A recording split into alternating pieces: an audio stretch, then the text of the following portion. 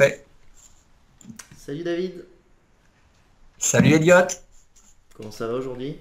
Écoute, super, toi aussi? Bah nickel, il fait beau, il y a du soleil, tout va bien. Moi je suis pas chiant. Bon. Bah écoute David, on parlait hier soir un peu tard sur Skype, puis on s'est dit bah écoute on va se faire un podcast aujourd'hui, sinon c'est comme tout, on le fera jamais. Donc bah bienvenue à toi. Est-ce que tu peux te présenter et puis nous dire un peu plus qui tu es, ce que tu fais, ton parcours, tes anciens jobs, voilà. Avec plaisir. Bon, on le voit à ma tête, je suis plutôt jeune, donc j'ai pas mal de trucs forcément qui sont passés, donc je vais aller à l'essentiel pour pas que tout le monde arrête le podcast là tout de suite. Ma spécialité, c'est les domaines. Et le nom David Shelley, je suis pas sûr que ça soit très connu. Par contre, sur les forums, j'avais un nom d'identifiant qui s'appelle Centre Europe, et ceux qui sont passés depuis les années 2000 sont forcément tombés sur Centre Europe, parce que dans les noms de domaine, je sais pas si j'en ai vendu 10 000, 20 000. Enfin bon, c'est vraiment quelque chose que j'ai fait comme un hobby depuis très longtemps. Ok, donc tu bosses dans le domaine, le nom de domaine depuis très longtemps du coup. Voilà, je suis un des seuls francophones parce qu'en fait, c'est un micro-secteur et on doit être trois ou quatre à être passionnés par le secteur, donc on est très peu nombreux. Comment t'es tombé là-dedans au début, on va dire, tu t'étais sur le web en général et tu t'es spécialisé dans les domaines ou un peu par hasard? Non, en fait, ça remonte, hein, début des années 2000, il y a une vente, je suivais par hasard, tu vois, de la veille, je suis tombé sur alternativeenergy.com qui a été vendu quelque chose comme 40 000 dollars. Et moi, à ce moment-là, je faisais des sites, je les vendais, enfin, du web comme tout le monde. Et je comprenais pas comment un nom de domaine, tu vois, sans rien, même pas câblé, pouvait valoir autant d'argent. Je me suis dit, mais il y a une explication derrière tout ça et ça m'a intrigué. Et du coup, à ce moment-là, j'ai commencé à m'intéresser, je me suis spécialisé dans les énergies, dans ce secteur, dans les noms de domaine, et ça m'a plu. Et voilà, donc depuis, j'ai pas arrêté d'en acheter, d'en vendre, de discuter. C'est plus un plaisir que, je dirais, qu'une activité vraiment, parce que pas beaucoup de liquidité. C'est-à-dire, tu achètes un joli nom de domaine avant d'arriver à le vendre, tu peux mourir 10 fois, hein. Donc c'est quand même, moi, c'est plus une passion finalement qu'un vrai business. D'accord, mais on peut en vivre. Mmh, C'est-à-dire, si tu veux, par exemple, tu achètes un super nom, si tu veux faire 10 ou 20% derrière, tu peux le vendre. Après, est-ce que ça a vraiment du sens? Le mieux, c'est quand même d'attendre. Et du coup, si tu attends, bah, c'est plus un investissement que des revenus récurrents. Donc moi, j'ai eu beaucoup de chance parce que finalement, j'ai investi dans les noms de domaine et mes domaines n'étaient pas terribles et j'en avais beaucoup. Mais aujourd'hui, il y a énormément de gens qui achètent des biens. Et du coup, comme j'ai des sites câblés depuis 15 ans, voilà, qui sont bien nichés, thématisés, j'ai énormément de demandes sur l'achat de liens sponsors. Donc du coup, je suis pas obligé de brader les domaines et je vis des domaines, mais indirectement. Tu vois, c'est un coup de chance que les domaines soient rentables, parce que le but, quand je les ai achetés, c'était pas pour vendre des liens dessus, c'était pour espérer qu'un jour, Areva, EDF, Engie, qui tu veux, quoi, soient intéressés par mes domaines et me les rachètent. Et aujourd'hui, je suis même pas obligé, puisque finalement, ils se rentabilisent tout seuls. D'accord, ouais, c'est ça en fait l'idée de base c'était d'acheter machin truc énergie Ouais, en misant sur le fait que bah, machin truc ait envie de créer une marque, il est obligé de passer par toi pour acheter son domaine. exact. Légalement, il y a pas mal de squatteurs qui font ça. J'imagine que ça doit être aussi un peu compliqué quand une filiale d'EDF se dit j'ai déposé une marque, mais toi tu as le nom de domaine, ils doivent essayer de l'avoir gratos, forcément. Ouais. Alors là, du coup, c'est une bonne question. Moi, je fais pas du tout ça. euh, pour plein de raisons, mais là, ça peut être rentable. Par contre, si tu as envie d'être un peu malhonnête, que tu es malin, effectivement, tu peux jouer sur les marques. Et la plupart des boîtes, elles vont pas transiger, elles vont t'envoyer des avocats directs et tu gagneras pas. Maintenant, il y a des gens un peu pragmatiques qui se disent les procédures, c'est compliqué, c'est long et qui sont capables de lâcher un billet pour du cybersquatting. Et c'était très rentable par le passé. Aujourd'hui, on peut plus gagner beaucoup d'argent avec le parking, donc les cybersquatteurs gagnent moins d'argent, mais il y en a qui s'amusent à faire ça. Faut pas être en France, hein, par contre. Oui, évidemment. Ou alors, il faut être malin, être bien caché. Nous, on a un événement qui s'appelle NDD Camp, où finalement, on se connaît tous. Et voilà, il y a quelques personnes qui font ça depuis tout le temps. Bah, on n'a rien contre, mais on les invite pas, on travaille pas avec eux. C'est une autre manière de procéder. C'est assez facile d'être... en fait, dans les noms de domaine, tu peux gagner beaucoup d'argent si tu es malhonnête. On va pas rentrer dans le détail, mais ça va très très vite. Et du coup, il y a une limite. Voilà, nous, on préfère être de l'autre côté, se faire plaisir et pas tomber dans les mauvaises pratiques. Et le cybersquatting, ça en fait partie. Enfin, c'est Ok. assez rentable si on est malin, quoi. Ouais, c'est comme tout. Mais bon, Voilà. ne pas, on recommande pas ça évidemment. Du coup, nous, en SEO, on est plus intéressé par les domaines expirés, justement. Et donc là-dedans, quand tu as un domaine qui est câblé depuis 15 ans, évidemment que ça nous intéresse. Donc je voulais parler avec toi aujourd'hui de domaine expiré, parce que tu es calé sur le sujet, tu sais plein de choses, tu es très très pointu. C'est vrai qu'on est peu à être pointu, à part les basiques qu'on peut lire sur Internet. Mais ce qui se passe en background derrière les domaines expirés, une fois qu'on l'a acheté, ok. Mais avant, c'est plus compliqué. Donc qu'est-ce que tu peux nous dire justement là-dessus? Quelles sont les techniques pour trouver de l'expiré? Qu'est-ce qui marche pas, et quelle a été l'évolution depuis 10 ans, quoi. Ah, écoute, c'est une très bonne question. Et pareil, c'est un coup de chance. C'est-à-dire qu'aujourd'hui, j'ai une énorme demande. Mais moi, ça fait bien 10 ans que je fais ça parce que les expirés, ça a toujours été le meilleur moyen d'acheter à un prix raisonnable. Par contre, nous, on s'intéressait qu'aux expirés génériques. Ça veut dire voiture.fr, énergierenouvelable.com, c'est-à-dire des termes ou éventuellement des noms un peu brandable mais qui ne correspondent pas à des marques. Ouais, un Et exact de- domaine matching, ce genre de truc qui va en plus t'aider à ranker rapidement, quoi. Voilà. Et depuis, on va dire 3 ans, les SEO se sont rendus compte de l'intérêt des domaines avec du jus. Et du coup, nous, quand on vérifie des listes où il y a énormément de domaines, il y a plein de domaines avec du jus et finalement, c'est exactement les mêmes techniques pour les acquérir. Et ce qui est étonnant, c'est que finalement, il y a presque personne en face. C'est-à-dire que les gros SEO sont très forts pour éventuellement les détecter, pour les choisir, pour les utiliser. Par contre, pour les attraper, comme il n'y a aucun livre, il n'y a pas c'est que de l'expérience.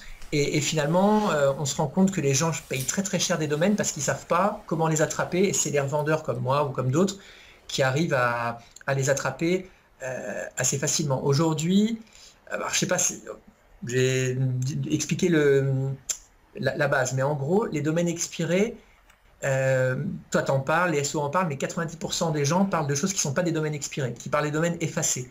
C'est à des crawlers qui te permettent de trouver des domaines libres.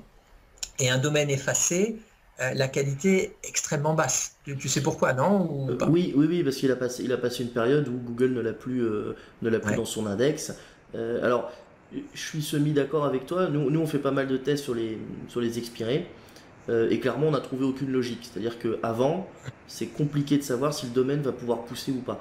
On a des pistes, mais des fois, on a des métriques qui vont nous dire le domaine il pousse. Tu le testes, en fait, il pousse pas. Donc, c'est hyper compliqué. Mais il y a des effacés. Donc, un effacé, si on peut rentrer un peu dans le détail, c'est je suis dans l'énergie. Il y a un plombier ou un installateur chauffagiste à Marseille qui avait créé un site. Il est parti à la retraite, le site est tombé. Donc le nom de domaine est disponible. Par contre, cette personne, elle a acquis des liens pendant ses 10, 15 ou 20 années d'activité professionnelle. Donc la CCI a pointé, l'association des plombiers du coin a pointé vers... Voilà. Donc il a un peu de jus. Mais Google ne l'a plus indexé parce qu'il n'y a plus rien eu sur ce domaine-là pendant des années. Ou des mois, ou des jours, voilà. Et donc toi, tu dis qu'il est effacé, il est beaucoup moins bon qu'un domaine où il n'y a pas eu en fait cette période de... Et ça, je l'entends très souvent, quoi. Ah, moi, Effectivement. je n'ai aucun doute. Je ne peux pas te dire le moment à partir duquel il est plus intéressant, mais même à la limite, s'il n'a jamais été effacé, qu'il n'a jamais expiré, mais s'il n'a pas été câblé ou s'il est en parking, c'est-à-dire qu'il ne repartira pas comme ceux que nous on attrape, c'est-à-dire que moi les domaines que j'attrape, ils sont encore actifs. Et il faut savoir que le plus gros registraire au monde de très loin, c'est GoDaddy. GoDaddy, il a plus de 50% de part de marché. Et GoDaddy ne laisse pas effacer ses domaines. Dès que le domaine n'est pas renouvelé, il le met en vente. Et aujourd'hui, plus de 50% des domaines du monde lorsqu'ils ne sont pas renouvelés, sont mis en vente par GoDaddy. Donc pour Google, il n'y a aucune possibilité de voir que le domaine il y a une rupture ou autre. Et ces domaines-là, on sait qu'ils vont avoir une trajectoire continue. Après, si il est parqué pendant 3 ans, pendant 4 ans, etc., même s'il n'a pas été effacé, pour moi, ce sera beaucoup plus difficile à refaire repartir. Hein, donc Ouais, ok, on est bien d'accord que ça peut repartir, mais c'est évidemment beaucoup oui, plus voilà. difficile Moi, qu'un juste domaine une petite qui a pas été effacé. Donc, avec toi qui est pointu sur le sujet, quand on parle d'expirer, c'est un domaine qui n'a jamais été effacé de l'index de Google. Il n'y a jamais eu de Alors, rupture, il n'est jamais retombé.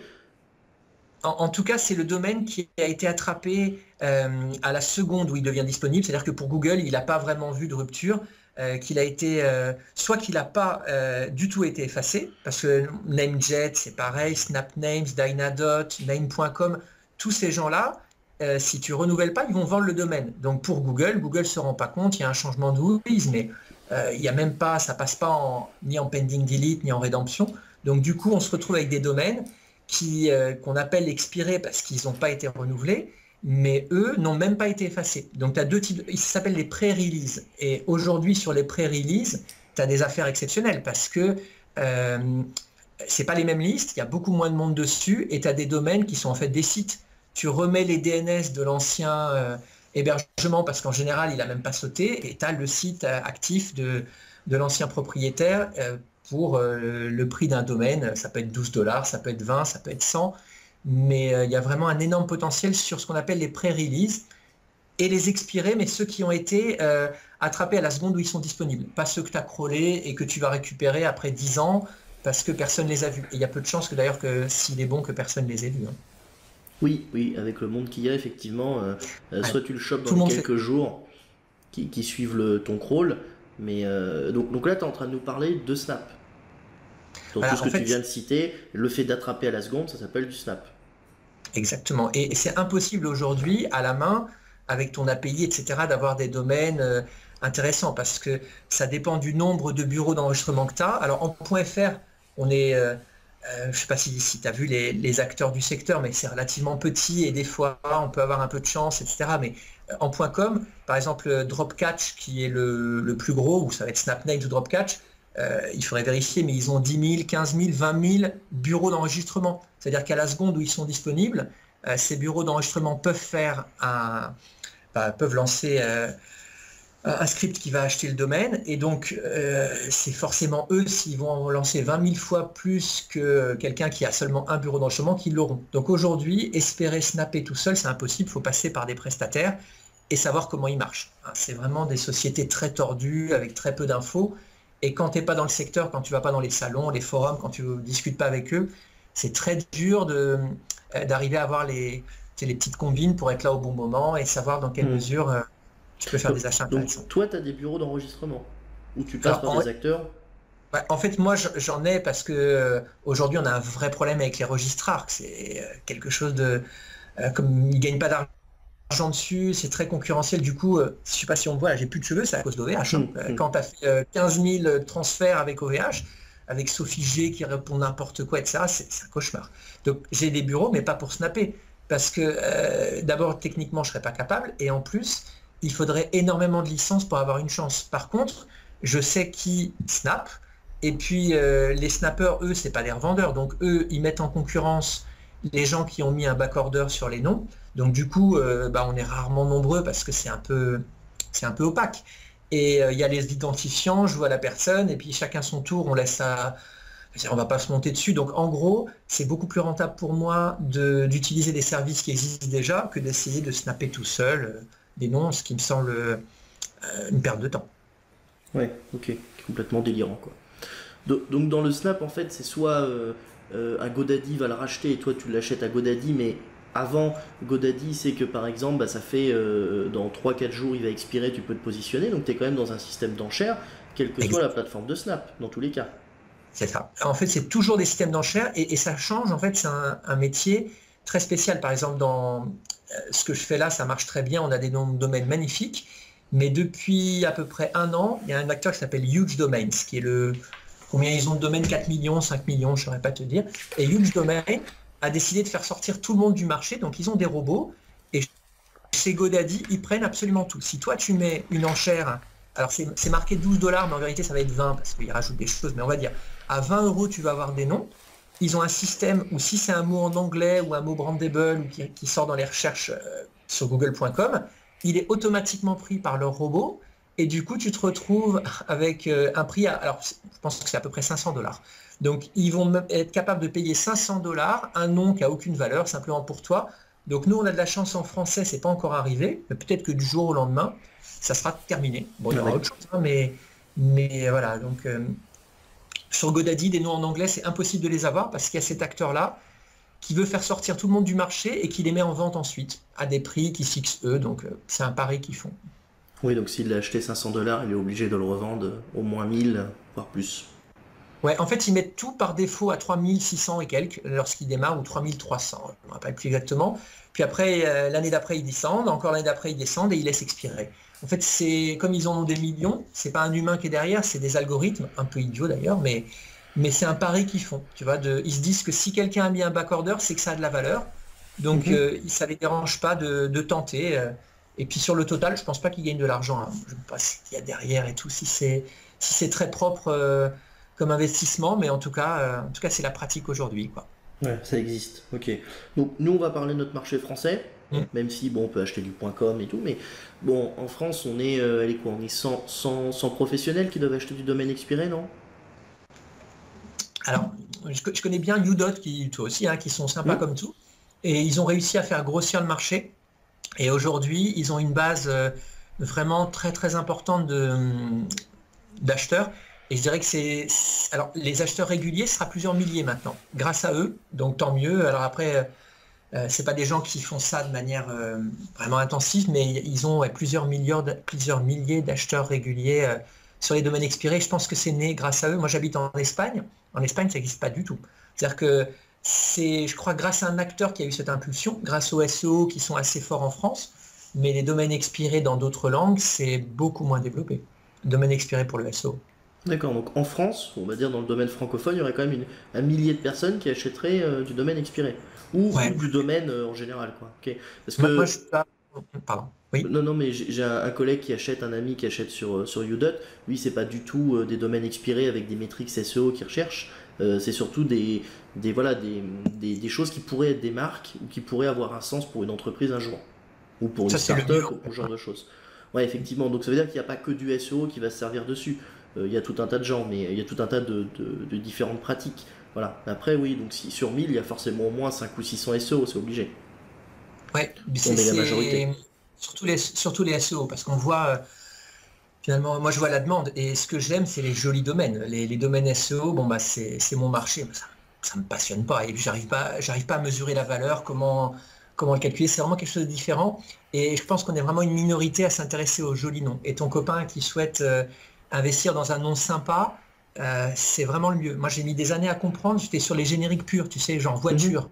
Et aujourd'hui, ma banque, c'est mieux que banque. Tu vois, mabank.com, c'est joli, c'est brandable, et c'est ce genre de noms-là qui ont un potentiel. Ouais. Et bon, il n'y a pas beaucoup de marché non plus, mais quelqu'un qui est un peu malin, il y a au NDD Camp, là, il y a un gars qui nous a expliqué, il avait acheté OneDrive. Tu vois, OneDrive, il s'est dit, ah, les drives, c'est pas mal, un jour ça marchera. Puis voilà, il a vendu 100 000 dollars. Donc, des belles histoires comme ça existe, hein. Donc évidemment, il y a beaucoup plus de perdants que de gagnants. Mais sur les jolis noms, on peut faire des ventes sympas.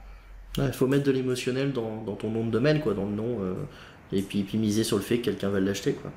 Voilà, c'est ça, vous trouvez le nom sympa, un peu court, catchy, et il faut en avoir beaucoup, parce que si tu n'en as que deux, tu les vendras pas. Mais si tu Mm. en as 200, 300, il y a une probabilité pour qu'il y en ait un ou deux que tu arrives à vendre, de temps en temps. Et ça suffit normalement pour faire vivre le portefeuille et continuer à investir. Parce qu'une vente de domaine, un nom comme là 100 000 dollars, c'est très, très rare. Mais je dirais qu'un nom sympa, bah, normalement 4 chiffres, c'est courant. Tu vois. Même 5 chiffres, c'est possible. Donc euh, on peut arriver, quand on est spécialisé là-dedans, on peut arriver à faire des ventes sympas. Ok. Donc pour les SEO, c'est des métriques SEO qui nous intéressent, clairement. On va mettre un système d'enchères. Alors il y a, euh, je crois que c'est Kifdom, comme Udod, très connu en France.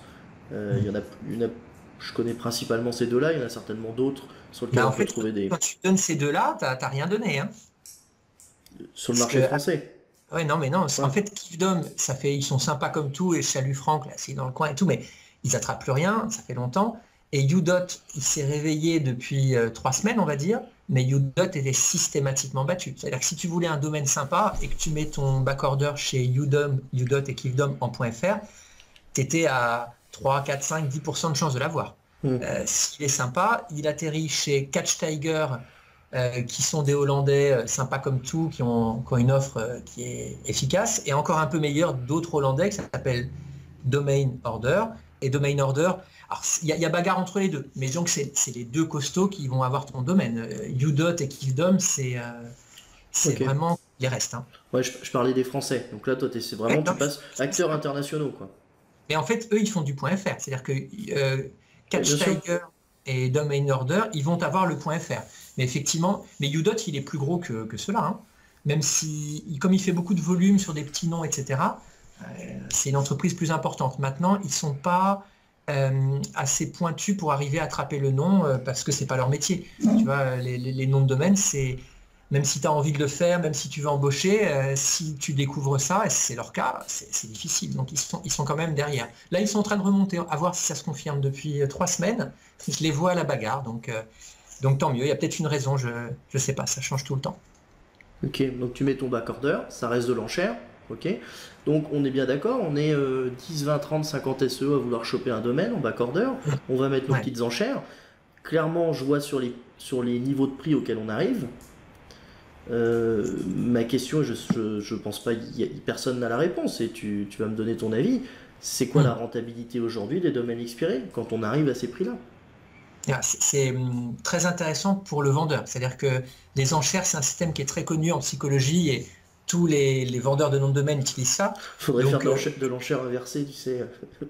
oui, pas ça. Mais en tout cas, là, clairement, c'est impossible à rentabiliser parce que, sauf si tu es vraiment le end user, etc., mais on atteint des niveaux de prix avec Udot parce qu'il y a beaucoup de visibilité qui sont très élevés.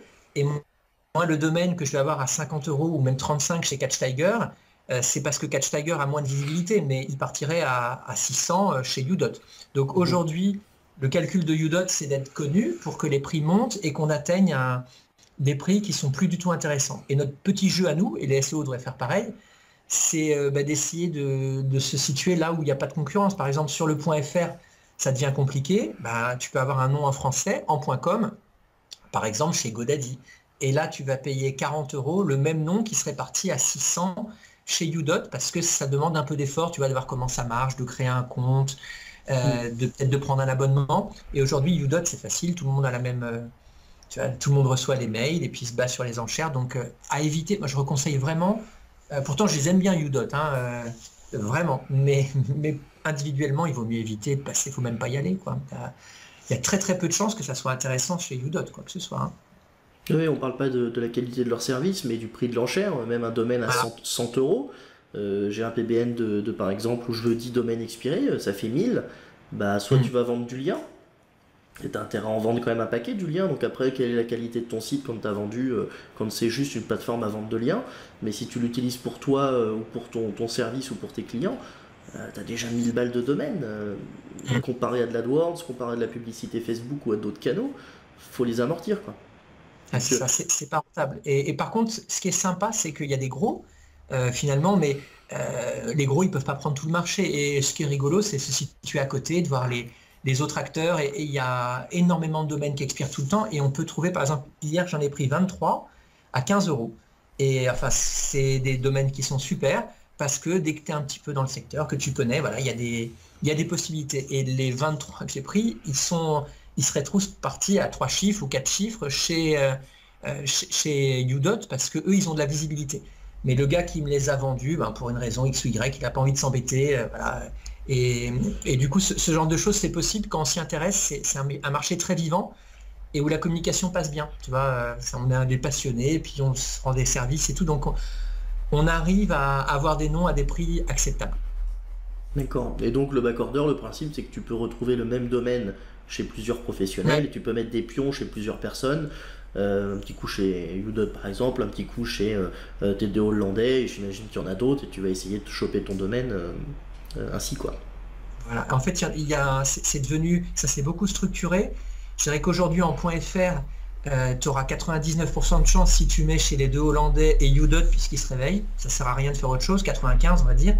Et si tu veux en .com, c'est encore pire. En .com, il y a Snapnames et Dropcatch, et c'est tout. C'est-à-dire qu'il y a plein d'autres acteurs, mais les autres, aujourd'hui, ont été battus par la puissance de ces deux-là. Donc si tu as un joli .com, même en français, hein, qui va expirer, eh bien, il va atterrir chez l'un de ces deux-là, et les prix montent aussi. Dropcatch, il a un vrai problème, il est malin comme Udot, c'est-à-dire que c'est des enchères ouvertes. C'est-à-dire que même si tu n'as pas mis de backorder, tu peux rentrer dans l'enchère. Et du coup, tu as des gens qui n'ont pas envie de s'embêter à analyser les listes. Ils vont tous les soirs à 21 h chez Dropcatch, ils regardent ce qu'il y a en vente, et puis voilà, ils gagnent du temps, ils se disent tiens, celui-là c'est sympa, et les prix deviennent vraiment trop élevés à cause de ça. chez Dropcatch. Et Dropcatch égale Huge Domains.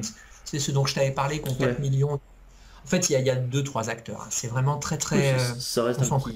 un petit secteur au final. Pas grand monde, Et, faut les connaître, mais il n'y a pas grand monde, quoi. ouais, voilà. Et beaucoup de gens un peu malhonnêtes. Il faut savoir que c'est pas très connu.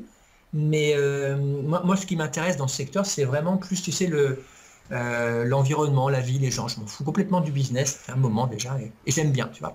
Et je connais les gens plus que finalement ce qu'ils font. Et c'est quand même un niveau où l'éthique est pratiquement inexistante. Et je dirais les mauvaises pratiques, c'est la norme. Tu vois, Dropcatch, c'est pas des gens recommandables, Snapnames non plus. Vraiment des business malsains. Udot, c'est pas parfait, mais c'est sympa. Kifdom aussi, je préfère les Français. Tu vois, les petits Hollandais, CatchTiger, c'est des gens qui sont passionnés, qui font leur truc, mais qui sont pas là pour te voler. Alors que les autres, clairement, c'est limite blanchiment, criminalité et tout, tu vois. Donc c'est un secteur assez moche en fait. Ah oui, d'accord, ok.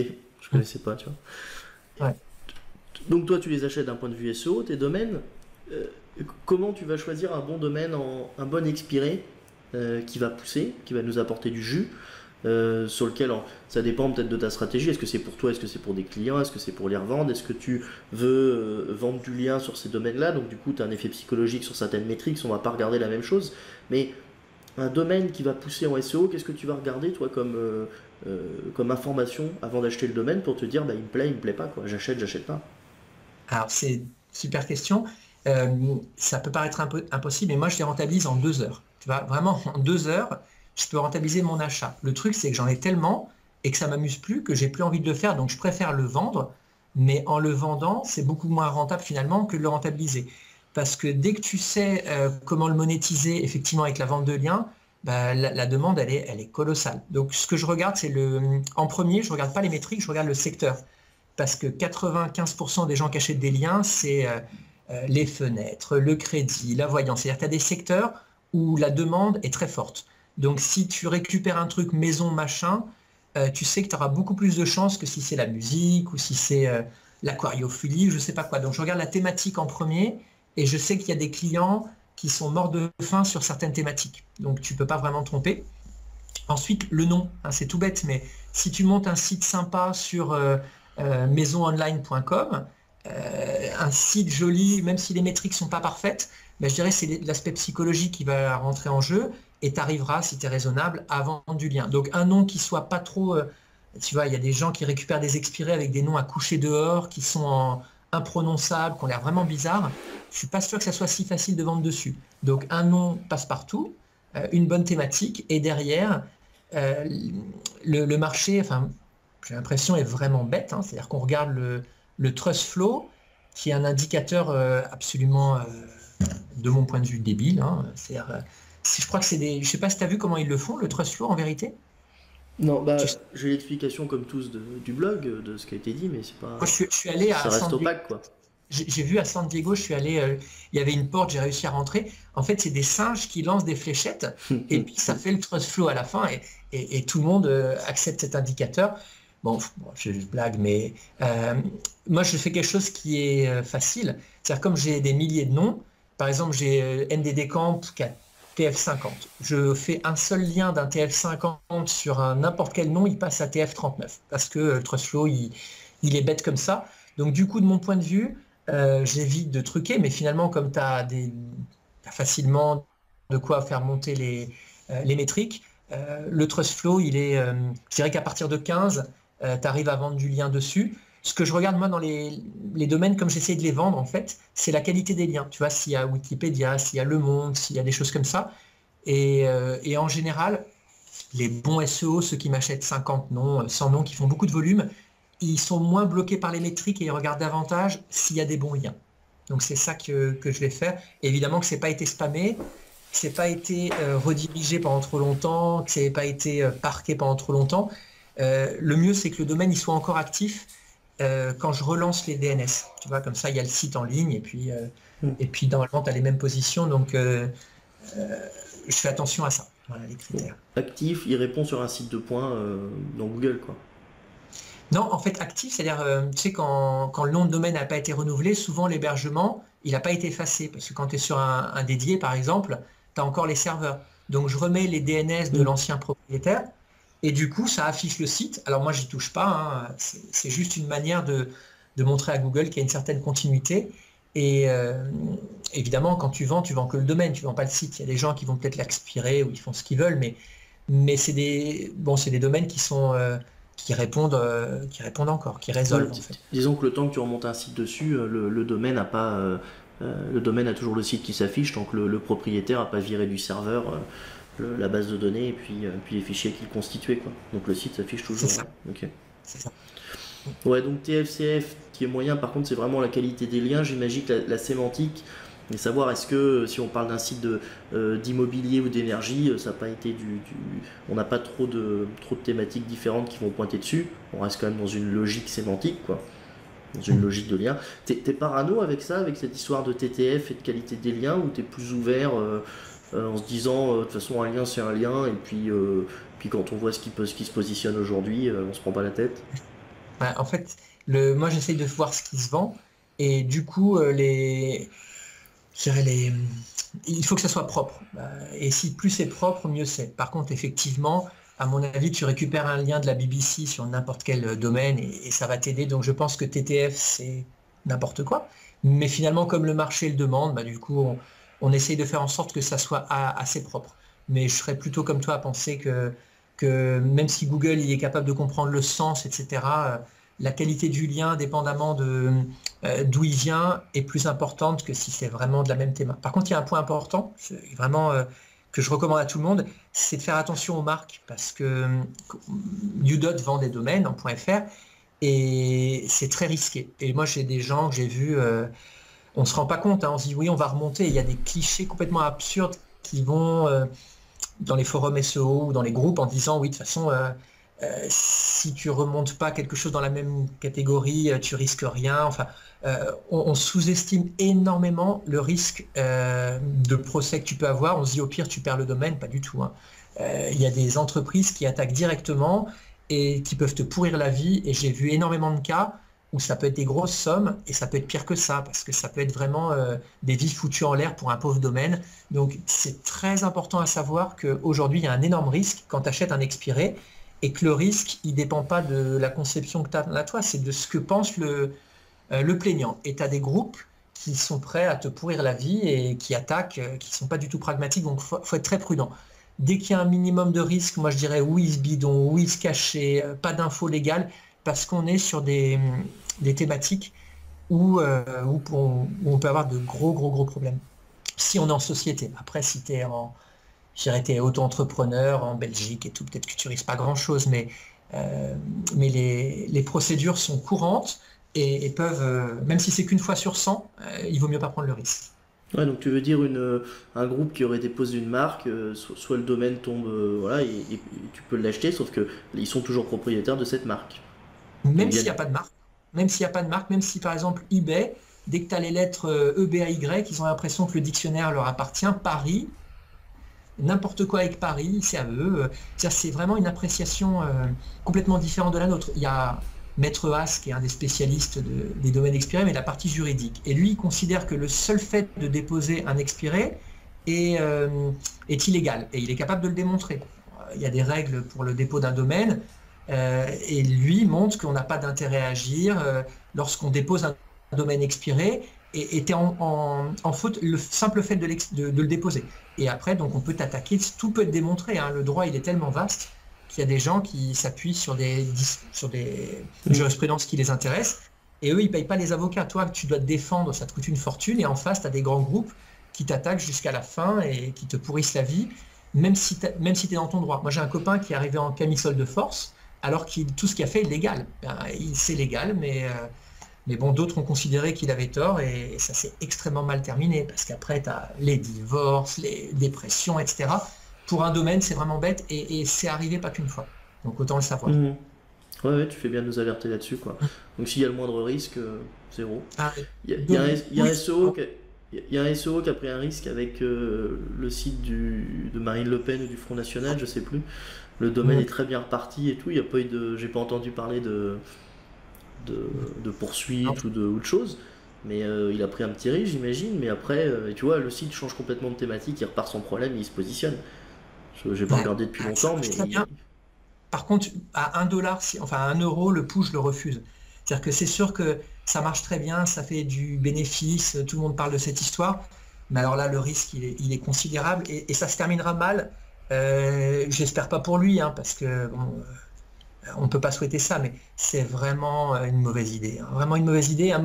C'est là où je dirais que les SEO sont très forts techniquement, et par contre, il leur manque quand même, je pense, au SEO Camp, il faudrait un peu d'intervention juridique, un peu nom de domaine, ce que tu veux, mais faire ça, c'est un, comment dire, un manque de perspicacité, c'est vraiment un mauvais choix. Hein. Donc, de mon point de vue, il vaudrait mieux qu'il arrête immédiatement, et parce que ça, même si ça a une chance sur 10 de mal se terminer, ça va lui pourrir la vie bien plus que ce qu'il a pu gagner tous les mois avec ça. Oui, mais je suis même pas sûr que c'est pour le côté rentabilité, c'était plutôt pour le côté démonstration qu'on peut prendre un site qui a une Ouais. thématique X, on la remet dans une thématique Y, et ça peut se positionner, voilà. Puis il y a le côté bon, assez fun aussi de ça, mais je suis assez d'accord avec toi, c'est toujours le même coup que les images, tu sais, Photolia ou ce genre de choses, quoi. Mmh. Pour le Ouais, prix voilà. de 5 ou 10 balles une image, clairement c'est un modèle de rentabilité pour eux, hein. Ils doivent avoir un cabinet juridique qui est payé à la commission. Le mec il met en place des méthodes, tu reçois clairement un courrier de menace, c'est soit 3000 tout de suite, soit on va te pourrir la vie. Ou Exactement. tu payes pas, ou alors après tu leur réponds par courrier d'avocat, ils scannent tout de suite parce que on sait très bien que les droits d'auteur sur une image sont assez, ça reste assez flou, mais ça te fait chier quand même, quoi. Donc si on peut éviter de passer du temps à faire ça, ça peut être Mmh. pas mal. C'est Puis ça, après, mais ouais, avec la contrefaçon, c'est-à-dire que effectivement, les images, tu as raison, hein, le texte, ça pose pas de problème. Les images, il faut vraiment faire attention. Il y en a qui conseillent de les, tu sais, mettre symétrie horizontale pour que l'image soit la même et elle soit pas détectée. En fait, tu as plein de manières. Faire mhm. vraiment attention. Euh, pour les, pour les domaines, par contre, tu es vraiment dans la concurrence déloyale. On est dans le pénal et c'est, je dirais, le risque, il est vraiment supérieur à partir du moment où le juge, surtout si tu es un gros, tu vois, tu as un gros qui t'attaque, le juge, il sait même pas allumer l'ordinateur, tu as Orange en face de toi, les avocats qui sont super bons, eh bien, s'ils ont décidé de te pourrir, le juge, il va même pas écouter tes arguments qui sont peut-être de bonne foi, il va simplement voilà, donner raison au plus gros et ça peut être des complications auxquelles on ne pensait pas, quoi. Ouais, Et tout à des cas fait. comme ça, j'en connais plein. Moi j'ai entendu parler d'un cas, alors c'est pas un client, mais c'est une histoire qu'on m'a racontée sur Easy Pizza ou Easy je sais plus Hum, quoi, et en fait EasyJet a considéré que Easy quelque chose était un Easy Traiteur c'était je crois, et qu'en fait que EasyJet a considéré qu'Easy quelque chose c'était ça leur appartient et qu'il fallait pas mettre le nez dedans, et le pauvre il voulait faire du traiteur à domicile à Paris je crois, ou je sais plus, ou hum. des chefs à domicile, il s'est trouvé emmerdé dès le début avec, avec son nom de domaine, quoi, avec son nom. Ouais. Donc bah du coup Ouais. je crois il a tout arrêté, il a été dégoûté. Donc Bah, ouais c'est... il y a un gars qu'on connaît, le bon artisan que tu dois connaître avec Hotman et je crois qu'il y avait Boris, etc., qui était une belle boîte à Nantes, qui faisait du référencement, mais Le Bon, bah, il considérait que Le Bon Coin considérait que c'était de la concurrence déloyale et du coup la boîte a complètement fermé. Je ne sais pas s'ils étaient une bonne dizaine, bah, voilà, l'activité s'est arrêtée parce que Le Bon Coin a décidé que, alors que Le Bon Artisan avait pas grand-chose à voir, que c'est des termes génériques, c'est-à-dire ça peut se défendre. Mais Mhm. quand tu as Shipstead en face de toi qui t'attaque, bah, tu peux essayer de te défendre ou tu te couches et c'est ce qui s'est passé parce que sinon ça te coûte très cher, tu travailles pas, tu n'es pas productif pendant ce temps-là. Donc voilà, les risques sont importants surtout avec les gros. Oui, et puis les cabinets d'avocats sont payés forcément à la commission, donc plus ça traîne, plus ça dure, plus on te pique ton pognon, et ils sont de mèche entre eux de toute façon pour que ça dure le plus longtemps possible, quoi. Là, le pire, c'est il y a 3 mois, France.com, qui a été carrément volé. France.com qui est... alors, c'est vraiment un cas très long à expliquer, mais donc c'est un Français qui est propriétaire de France.com et l'État français lui a piqué le nom, carrément. Tu vois, donc ils ont été très forts parce que normalement il y a des procédures et là ils ont contacté le registrar directement parce que dans les procédures ils n'auraient eu aucune chance de gagner parce que lui il est basé aux États-Unis et ils ont dit au registrar, écoutez, on est l'État français, faites-nous le transfert. Et le registrar, il a lancé le transfert. Donc le gars, il a perdu un nom qui vaut 10 millions d'euros, simplement parce que l'État français a décidé que France lui appartenait. Ce qui n'a aucun fondement juridique, aucune base possible. Mais voilà, tout est possible, enfin, tout peut arriver à partir du moment où le plaignant décide que. Et quand tu as la France en face de toi, c'est compliqué. Ouais, et puis le registrar n'avait strictement n'avait pas à faire de transfert, quoi, sans ordre de son client et C'est Ceci dit, si tu as France.com, tu es registrable. Je pense que c'est une erreur de... Bon, c'est facile d'en parler après, mais quand tu as un actif qui a une valeur comme ça, tu prends pas le risque de le laisser dans les mains. C'est comme si tu as énormément d'argent, tu le mets dans un coffre que tout le monde peut casser là. Donc moi par exemple je suis registrable et si je reçois une demande qui ne me convient pas, OVH par exemple c'est des vendus, GoDaddy aussi, dès qu'il y a la moindre plainte, ils veulent pas s'embêter et ils donnent raison aux plaignants. Voilà, si tu es ton propre registraire, tu coopères pas si tu penses que ça n'a pas d'intérêt pour toi. Ouais, et tu ne t'enregistres pas un nom de domaine si tu penses qu'il y a un risque aussi. Ça c'est sûr. Tu prends pas le Ou risque, alors quoi. tu peux le faire, mais il faut être vraiment très très prudent. Moi je fais attention aux marques, je préfère dormir tranquillement le soir. Et voilà, je le fais pas, mais il y en a qui sont malins, qui le font, mais il faut être prudent quand même. Ouais, chacun fait comme il veut et chacun voit midi à sa porte après sur la manière de gagner sa vie. Après, sur le contenu, tu disais tout à l'heure, ça pose pas trop de problèmes. Moi, je pense que pomper du contenu, clairement, parce qu'il y en a beaucoup qui avaient un premier site, qui l'ont laissé tomber, qui n'ont jamais fait de redirection, mais qui ont remonté le contenu sur un autre site. Si tu prends à qui sommes-nous par exemple ou l'historique d'une boîte avec le nom des personnes, moi je l'ai eu sur un expiré, j'ai remis le contenu, le nom des personnes sont remontés rapidement. Je l'ai tout de suite enlevé en checkant mes métriques en me disant attends, si le mec il se googlise, il voit mon expiré en top 4 ou 5 quoi. Donc du coup j'ai remonté un autre contenu propre et maintenant c'est un truc, je pompe très rarement le contenu d'un ancien site ou tu vois, je remets un truc propre dessus quoi. Au moins pour la sémantique. Ce qu'ils font, ce qui marche, mais qui n'est pas très élégant, c'est que tu en prends deux et tu mets le contenu de A sur B et de B sur A. Donc il y a peu de chances que la personne qui était titulaire retrouve son contenu parce que ce sera sur un autre nom, ou de toute façon ça la gênera moins. Mais remettre le même contenu sur le même nom, effectivement, si tu l'utilises, en tout cas, c'est pas très élégant et c'est un peu risqué. Ouais, tout à fait. Ok, je crois qu'on a fait le tour de cette question de domaine, d'expiré, de SEO, de métriques, de comment ça fonctionne et tout quoi. Donc écoute, merci d'avoir parlé, de nous avoir expliqué un peu tout ça. Est-ce que tu as d'autres sujets que j'ai pas abordés ou un point que tu voulais, un message à faire passer qu'on n'a pas parlé? Pour terminer, là, s'il y en a qui s'intéressent, on a un événement qui est gratuit qui s'appelle NDD Camp et qui est vraiment super parce que c'est que des passionnés. Il y a tous les gens qui donnent des détails, les conseils. Il y a Udot, il y a Kiltom, il y a CatchTiger, il y a tous ces gens-là. Donc c'est un événement qu'on fait au mois de juin. Et il y a un autre événement qui est encore bien mieux qui s'appelle SEO by Night là, qui va avoir lieu bientôt à Orléans. Et voilà, j'espère qu'il y aura plein de gens qui vont participer parce que je sais ce que c'est que de bosser pour l'organisation. Vous avez un plateau qui est exceptionnel. Donc franchement, moi je suis pas très mobile, mais sinon c'est l'endroit où je serais allé parce que sans faire de langue de bois, ton plateau il est super. Donc je suis sûr que ça se passera très bien et en tout cas ça donne vraiment envie. C'est cool, merci. Là, on a déjà quasiment un tiers des places de vendues et on est 2 mois avant l'event. Donc l'année dernière j'avais tout vendu les deux semaines d'avant quoi. Mais là, ouais, ça va se rendre. Je suis assez confiant cette année. Et puis, ouais, le plateau, j'ai essayé d'avoir pas que du technique, pas que du pointu, d'avoir un peu de tout, de parler autre chose que de SEO pur. Toi, il y a Yannick Chastain qui vient sur le e-commerce, sur le Amazon, sur le type de business. Il fait même de l'immobilier, il fait tu vois, il fait des crypto-monnaies, il touche un peu à tout.